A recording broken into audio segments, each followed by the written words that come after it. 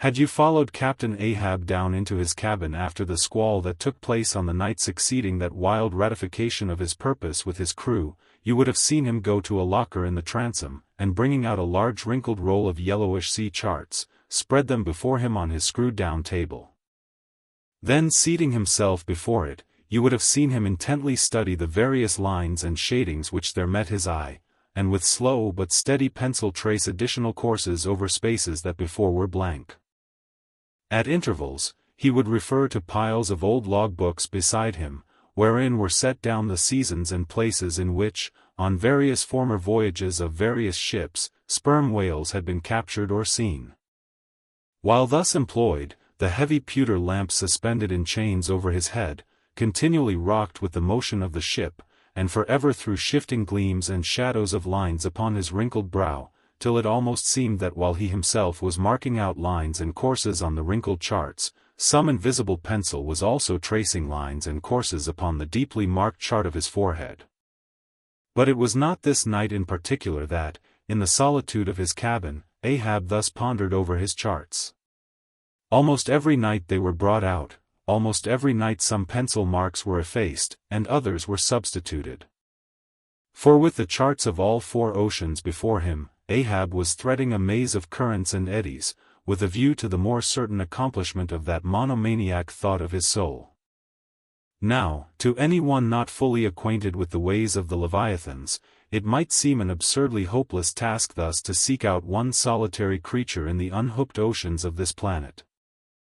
But not so did it seem to Ahab, who knew the sets of all tides and currents, and thereby calculating the driftings of the sperm whale's food, and, also, calling to mind the regular, ascertained seasons for hunting him in particular latitudes, could arrive at reasonable surmises, almost approaching to certainties, concerning the timeliest day to be upon this or that ground in search of his prey. So assured, indeed, is the fact concerning the periodicalness of the sperm whales resorting to given waters, that many hunters believe that, could he be closely observed and studied throughout the world, were the logs for one voyage of the entire whale fleet carefully collated, then the migrations of the sperm whale would be found to correspond in invariability to those of the herring shoals or the flights of swallows.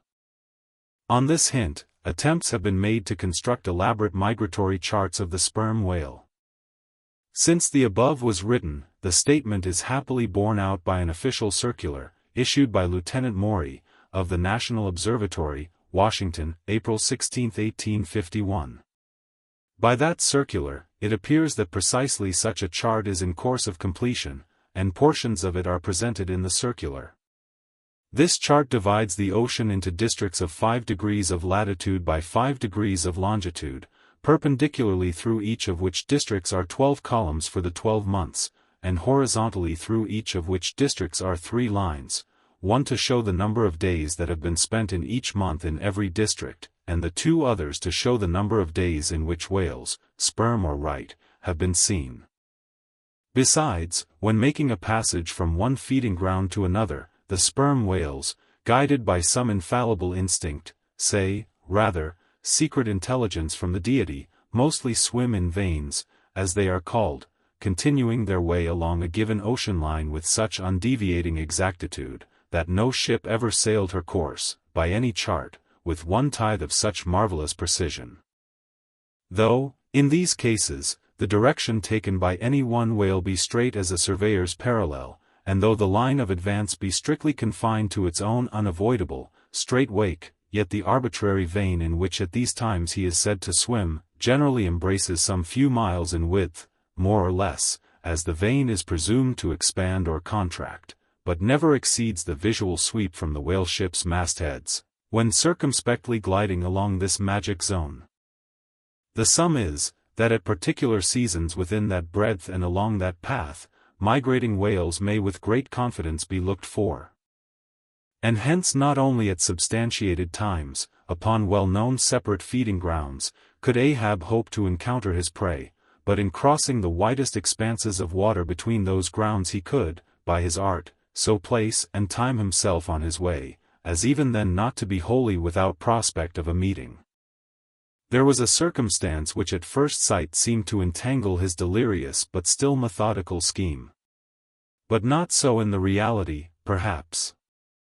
Though the gregarious sperm whales have their regular seasons for particular grounds, yet in general you cannot conclude that the herds which haunted such and such a latitude or longitude this year, say, will turn out to be identically the same with those that were found there the preceding season, though there are peculiar and unquestionable instances where the contrary of this has proved true. In general, the same remark, only within a less wide limit, applies to the solitaries and hermits among the matured, aged sperm whales. So that though Moby Dick had in a former year been seen, for example, on what is called the Seychelles Ground in the Indian Ocean, or Volcano Bay on the Japanese coast, yet it did not follow, that were the Pequod to visit either of those spots at any subsequent corresponding season, she would infallibly encounter him there. So, too, with some other feeding grounds, where he had at times revealed himself. But all these seemed only his casual stopping places and ocean inns, so to speak, not his places of prolonged abode. And where Ahab's chances of accomplishing his object have hitherto been spoken of, allusion has only been made to whatever wayside, antecedent, extra prospects were his, ere a particular set time or place were attained, when all possibilities would become probabilities, and, as Ahab fondly thought, every possibility the next thing to a certainty. That particular set time and place were conjoined in the one technical phrase, the season on the line. For there and then, for several consecutive years, Moby Dick had been periodically descried, lingering in those waters for a while, as the sun, in its annual round, loiters for a predicted interval in any one sign of the zodiac. There it was, too, that most of the deadly encounters with the white whale had taken place, there the waves were storied with his deeds, there also was that tragic spot where the monomaniac old man had found the awful motive to his vengeance. But in the cautious comprehensiveness and unloitering vigilance with which Ahab threw his brooding soul into this unfaltering hunt, he would not permit himself to rest all his hopes upon the one crowning fact above mentioned, however flattering it might be to those hopes, nor in the sleeplessness of his vow could he so tranquilize his unquiet heart as to postpone all intervening quest. Now, the Pequod had sailed from Nantucket at the very beginning of the season on the line. No possible endeavor then could enable her commander to make the great passage southwards, double Cape Horn, and then running down 60 degrees of latitude arrive in the equatorial Pacific in time to cruise there. Therefore, he must wait for the next ensuing season. Yet the premature hour of the Pequod's sailing had, perhaps, been correctly selected by Ahab, with a view to this very complexion of things. Because, an interval of 365 days and nights was before him, an interval which, instead of impatiently enduring ashore, he would spend in a miscellaneous hunt, if by chance the white whale, spending his vacation in seas far remote from his periodical feeding grounds, should turn up his wrinkled brow off the Persian Gulf, or in the Bengal Bay, or China Seas, or in any other waters haunted by his race. So that monsoons, pampas, nor'westers, harmattans, trades, any wind but the levanter and simoon, might blow Moby Dick into the devious zigzag world circle of the Pequod's circumnavigating wake. But granting all this, yet, regarded discreetly and coolly, seems it not but a mad idea, this, that in the broad boundless ocean, one solitary whale, even if encountered, should be thought capable of individual recognition from his hunter, even as a white-bearded mufti in the thronged thoroughfares of Constantinople? Yes. For the peculiar snow-white brow of Moby Dick, and his snow-white hump, could not but be unmistakable.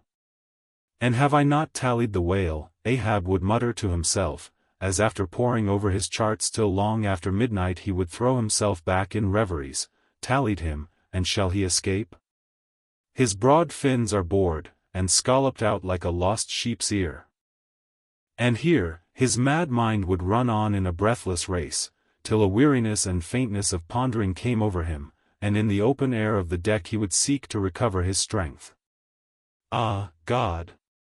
What trances of torments does that man endure who is consumed with one unachieved revengeful desire? He sleeps with clenched hands, and wakes with his own bloody nails in his palms. Often, when forced from his hammock by exhausting and intolerably vivid dreams of the night, which, resuming his own intense thoughts through the day, carried them on amid a clashing of frenzies, and whirled them round and round and round in his blazing brain, till the very throbbing of his life-spot became insufferable anguish, and when, as was sometimes the case, these spiritual throes in him heaved his being up from its base, and a chasm seemed opening in him, from which forked flames and lightning shot up, and accursed fiends beckoned him to leap down among them. When this hell in himself yawned beneath him, a wild cry would be heard through the ship, and with glaring eyes Ahab would burst from his stateroom, as though escaping from a bed that was on fire. Yet these, perhaps, instead of being the unsuppressible symptoms of some latent weakness, or fright at his own resolve, were but the plainest tokens of its intensity. For, at such times, crazy Ahab, the scheming, unappeasedly steadfast hunter of the white whale, this Ahab that had gone to his hammock, was not the agent that so caused him to burst from it in horror again. The latter was the eternal, living principle or soul in him, and in sleep, being for the time dissociated from the characterizing mind, which at other times employed it for its outer vehicle or agent, it spontaneously sought escape from the scorching contiguity of the frantic thing, of which, for the time, it was no longer an integral. But as the mind does not exist unless leagued with the soul, therefore it must have been that, in Ahab's case, yielding up all his thoughts and fancies to his one supreme purpose, that purpose, by its own sheer inveteracy of will, forced itself against gods and devils into a kind of self-assumed, independent being of its own. Nay, could grimly live and burn, while the common vitality to which it was conjoined, fled horror-stricken from the unbidden and unfathered birth.